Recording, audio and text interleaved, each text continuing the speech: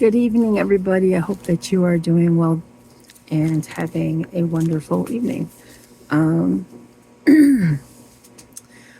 apologize for the lighting. It is currently getting dark where I live, and I meant to do this video earlier, but my day has been extremely hectic, and I am just now finally getting home and having the ability to get this video done. I do not have a whole lot of time or space on my phone, so I'm going to try to get this done as soon as possible. And yeah, okay. So yesterday in my video, I talked about how I wanted to share more information about my mother and why I believe that she was the way she was.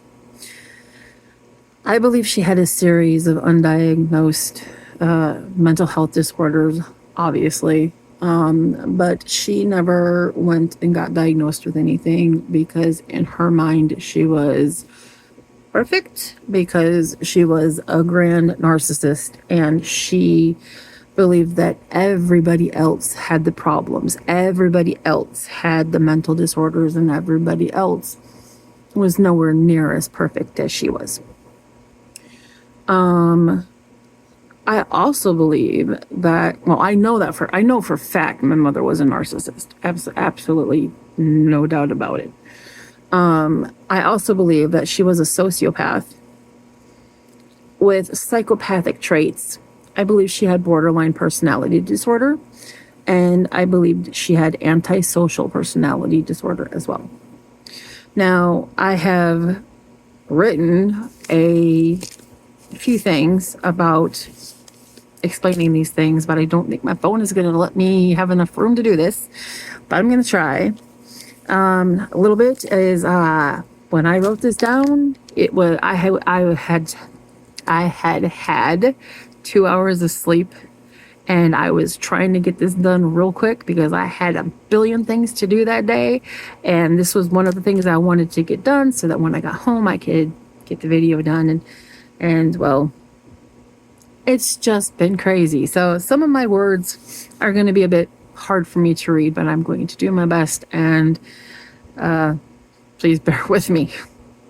After I read this, I will then make a new video, which I will upload tomorrow, about more of what she was like. Okay, so sociopath, psychopathy, borderline personality disorder, antisocial personality disorder.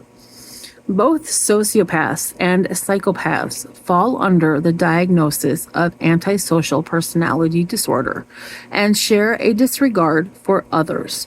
They differ primarily in origin and behavior. Psychopaths are often born with genetic brain differences.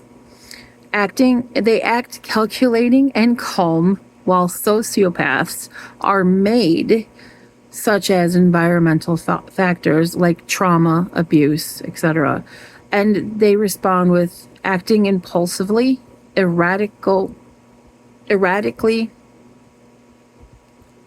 erratically, and with limited empathy.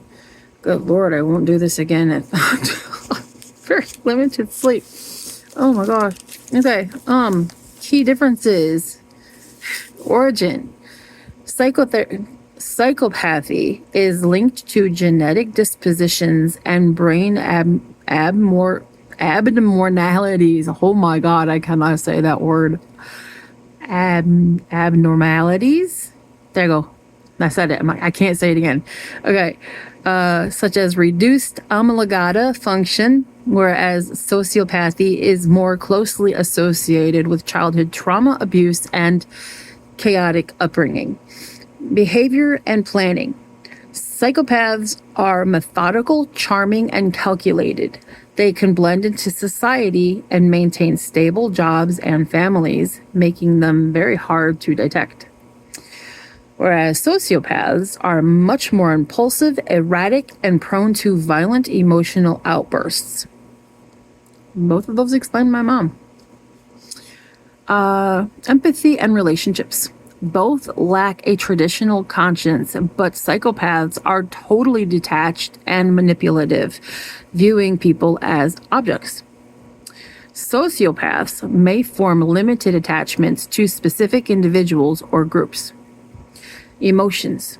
Psychopaths are emotionally cold and rarely show genuine feelings. Sociopaths can feel a limited range of emotions and may feel remorse, whereas a psychopath rarely ever will. Shared characteristics. Both types of individuals exhibit a pervasive pattern of violating the rights of others, disregarding laws, and lacking remorse. They are often unable to learn from their mistakes and are often difficult to treat, although therapy can help manage behaviors in sociopaths. Now, these are the psychopathy versus sociopath. So, psychopath, origin, genetic, biological, behavior, calculated and charming, emotion, cold, detached, planning, meticulous, relationships, superficial and fake. Sociopaths, origin, environmental trauma, behavior, erratic and impulsive, emotion, hot-headed and volatile, planning, impulsive, relationships, limited attachments to few. Why the difference matters. Understanding the difference is critical for risk assessment. Psychopathic behaviors are often linked to high risks of premeditated violence and better manipulation. Whereas sociopathic actions are typically just impulsive and violent. That is all I have of that for today. I do not know when my phone is going to cut off because I do not know how much time I have left. However, I will be back with another video tomorrow that explains more of my actual mother's behavior and why I believe that these would be her diagnoses. I am so sorry for all the mistakes that I made.